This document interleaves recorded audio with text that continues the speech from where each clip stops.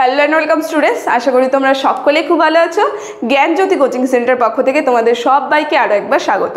তো আমি মীরা ম্যাম, আমি আজ তোমাদের যে সোশ্যোলজি সাবজেক্ট রয়েছে সেখান থেকে যে টপিকটি নিয়ে আলোচনা করব সেটা দেখো স্ক্রিনে দেওয়া রয়েছে, তোমরা দেখতেই পাচ্ছ। তোমাদের যে জাতি প্রথা রয়েছে এই জাতি প্রথার কিন্তু বৈশিষ্ট্য নিয়ে কিন্তু আজ আমি তোমাদের সঙ্গে বিস্তারিতভাবে আলোচনা করব এবং তোমাদের বুঝিয়ে দেব। তোমরা কিন্তু ভিডিওটি অবশ্যই শুরু থেকে শেষ অবধি দেখার চেষ্টা করবে, ঠিক আছে? দেখো, তো আমি আলোচনা শুরু করছি।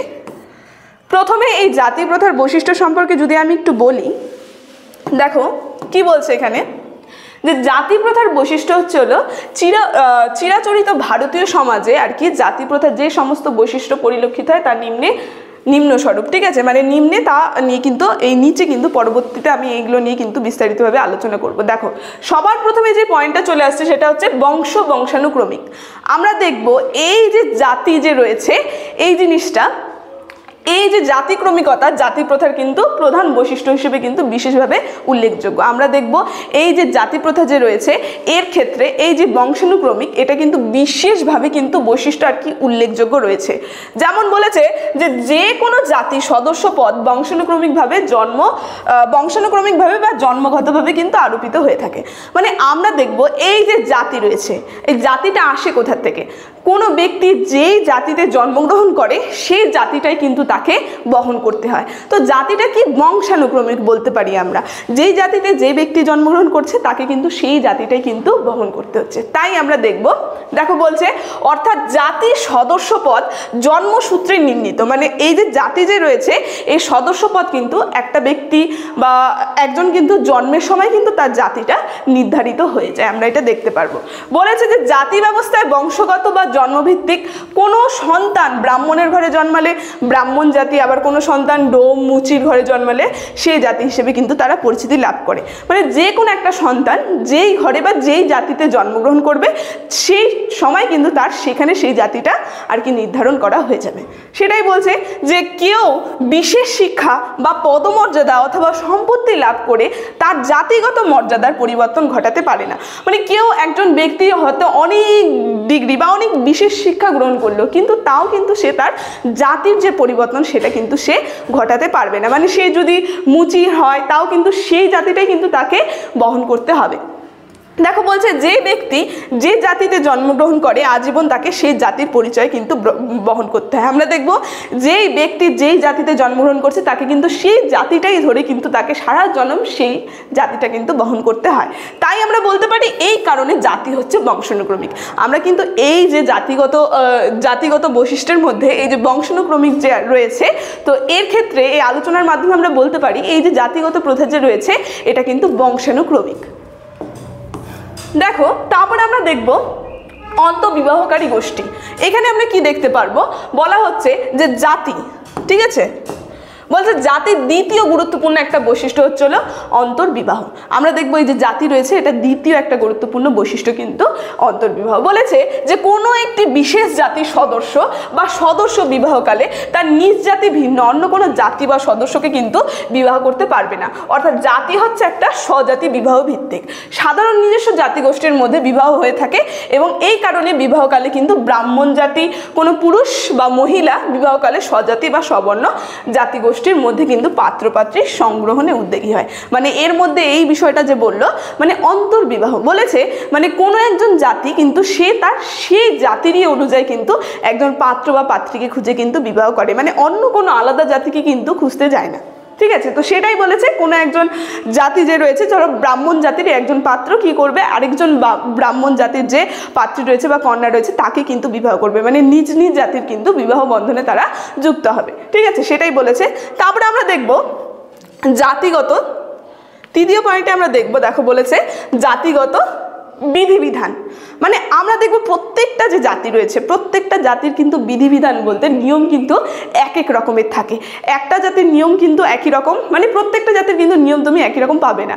তো সেটাই এখানে বলছে, দেখো প্রতিটি জাতিগোষ্ঠীর মধ্যে কিন্তু নিজস্ব কিছু জাতি এবং ধর্মীয় বিধিবিধান প্রচলিত রয়েছে। মানে নিজস্ব জাতির মধ্যে নিজস্ব কিছু ধর্ম কিন্তু বিধিবিধান প্রচলিত রয়েছে। ধরো আমার জাতির যে রয়েছে সে কিন্তু আমার সেই বিধিবিধান কিন্তু নিয়ম পালন করবে, আর অন্য জাতির যে রয়েছে সে কিন্তু অন্য জাতির পালন করবে। মানে আমার জাতিটার কিন্তু সে পালন করবে না। তো নিজস্ব একটা কিন্তু বিধিবিধান বা নিয়ম কিন্তু রয়েছে প্রত্যেকটা জাতির।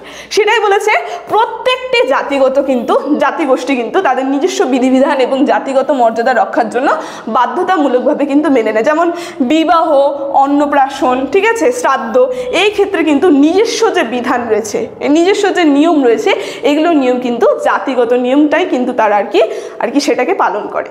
তো এই সমস্ত বিধিবিধান কিন্তু ভঙ্গকারীকে অপরাধী হিসেবে চিহ্নিত করা হয় এবং এর মাধ্যমে কিন্তু মানে শাস্তিও প্রচলিত হয়ে থাকে, আমরা কিন্তু এটা দেখতে পারবো।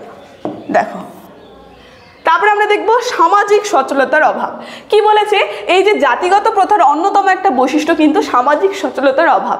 মানে এই যে জাতিগত প্রথা যে রয়েছে এর মধ্যে একটা আমরা দেখব অন্যতম বৈশিষ্ট্য সামাজিক সচলতার অভাব। অর্থাৎ দেখো বলছে গুণগত যোগ্যতার বিচারে কোনো জাতি, কোনো ব্যক্তিবর্গ তার জাতি সদস্য বা পরিবর্তন কিন্তু করতে পারে না। মানে একতার জন্য আমরা দেখতে পারি এই যে এক জায়গার থেকে অন্য জায়গার একটা পরিবর্তন, এই যে আর কি পরিবর্তনের যে অভাবটা রয়েছে, মানে কোনো একজন জাতি ধরো অনেক শিক্ষা গ্রহণ করলে কিন্তু সে জাতিতেই কিন্তু থাকছে, তার কিন্তু পরিবর্তন হচ্ছে না, তার কিন্তু গতিশীলতা হচ্ছে না। সেটা এখানে বলছে যে পূর্বেই বলা হয়েছে যে জাতি হচ্ছে কি বলছে বংশগত, মানে কোনো ব্যক্তির জন্মসূত্রে যেই জাতি বা গোষ্ঠীভুক্ত সেই জাতির সঙ্গে কিন্তু সম্পর্ক তার আজন্ম হয়ে থাকে।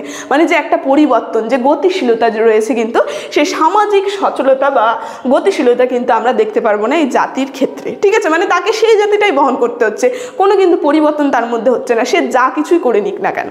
দেখো তারপরে আমরা দেখব সাংস্কৃতিগত স্বাতন্ত্রতা। আমরা দেখব প্রত্যেকটা জাতির একটা কিন্তু অন্যতম গুরুত্বপূর্ণ বৈশিষ্ট্য হচ্ছে সাংস্কৃতিগত স্বাতন্ত্রতা। কি বলেছে, প্রত্যেকটি জাতির একটি করে কিন্তু নিজস্ব স্বতন্ত্র সংস্কৃতি রয়েছে। আমরা দেখব প্রত্যেকটা যে জাতি রয়েছে তাদের কিন্তু একটা নিজস্ব স্বতন্ত্র সংস্কৃতি রয়েছে। কি বলেছে, সংস্কৃতিগত স্বাতন্ত্র্যের জন্য এটা কিন্তু একটা জাতিগোষ্ঠীকে অন্য জাতিগোষ্ঠী থেকে কিন্তু পৃথক করা হয়, পৃথক করা সহজ হয়। আমরা দেখব এই কারণে কিন্তু একটা জাতিকে কিন্তু আরেকটা জাতি থেকে যে আলাদা সেটা কিন্তু ধরে নেওয়া কিন্তু আমাদের সহজ হয়ে থাকে। মানে কি বলেছে, বৃহত্তর সমাজের মধ্যে বসবাস করেও কোনো এক সংস্কৃতির স্বাতন্ত্র্য অবিরাম ধারায় কিন্তু বয়ে চলে। যেমন দক্ষিণবঙ্গে সদগোপ, ঠিক আছে, নাপিত এবং তন্তুবায় সম্প্রদায়ের সঙ্গে কিন্তু জেলে গোষ্ঠীর কোনো সাংস্কৃতিক মিল কিন্তু তুমি খুঁজে পাবে না, তা খুঁজে পাওয়া যায় না। ঠিক তেমনই উত্তরবঙ্গের বৃহত্তর জাতিগোষ্ঠী কিন্তু রাজবংশী সম্প্রদায়ের সঙ্গে কিন্তু কৈবর্ত বা নমশূদ্রের কিন্তু কোনো মিল খুঁজে পাওয়া যায় না। মানে আমরা দেখব এক একটা যে জাতি রয়েছে সেই জাতির মধ্যে কিন্তু এই যে নিজস্ব একটা সংস্কৃতি যে রয়েছে সেই কারণে কিন্তু সে তাদের থেকে আলাদা, এক একটা জাতি এক একজনের থেকে কিন্তু আলাদা হয়ে থাকে, তাদের মধ্যে কিন্তু সেইভাবে মিল পাবে না। সেগুলির উদাহরণ কিন্তু এখানে দেওয়া হলো, ঠিক আছে। তো আজকে এই যে জাতি প্রথার বৈশিষ্ট্য নিয়ে আলোচনা কিন্তু আমার এতটুকুনি ছিল। আলোচনাটি আমি এখানেই শেষ করছি। তবে শেষ করার আগে তোমাদের সঙ্গে একটা গুরুত্বপূর্ণ ইনফরমেশন জানিয়ে দিয়ে যাই। দেখো স্ক্রিনে তোমরা দুটো নাম্বার দেখতে পাচ্ছ, এই নাম্বার দুটি হচ্ছে আমাদের Gyanjyoti coaching centre official helpline number. এখানে তোমাদের সমস্ত সাবজেক্টের নোটস দেওয়া হয়, তার সঙ্গে প্রত্যেকটা সাবজেক্টের কিন্তু অনলাইনে ক্লাস করানো হয়। তো তোমরা যদি আমাদের সঙ্গে যুক্ত হতে চাইছো তাহলে দেরি না করে নাম্বার দুটির মধ্যে যে কোনো একটি নাম্বারের সঙ্গে যোগাযোগ করে আমাদের সঙ্গে যুক্ত হয়ে যেও। ভিডিওটি শুরু থেকে শেষ অবধি দেখার জন্য থ্যাংক ইউ।